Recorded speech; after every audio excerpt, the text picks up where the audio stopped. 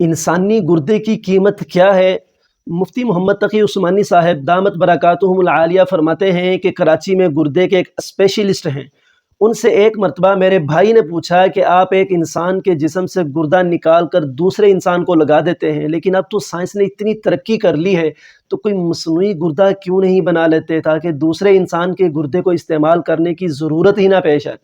وہ ہنس کر جواب دینے لگے کہ اول تو سائنس کی اس ترقی کے باوجود مصنوعی گردہ بنانا بڑا مشکل ہے، کیونکہ اللہ تعالیٰ نے گردے کے اندر جو ایک چھلنی لگائی ہے وہ اتنی لطیف اور باریک ہے کہ ابھی تک کوئی ایسی مشین ایجاد نہیں ہوئی جو اتنی لطیف اور باریک چھلنی بنا سکے۔ اگر بالفرض ایسی مشین ایجاد ہو بھی جائے اور ایسی چھلنی بنا بھی لی جائے تو اس پر اربوں روپے خرچ ہوں گے۔ اگر اربوں روپے خرچ کر کے چھلنی حاصل کر بھی لی جائے تب بھی گردے کے اندر ایک چیز ایسی ہے جو ہماری قدرت سے باہر ہے۔ وہ چیز یہ کہ اللہ تعالیٰ نے گردے کے اندر ایک دماغ بنایا ہوا ہے جو فیصلہ کرتا ہے کہ اس آدمی کے جسم کو کتنا پانی کی ضرورت ہے اور کتنا پانی جسم میں رکھنا ہے، کتنا پانی باہر پھینکنا ہے۔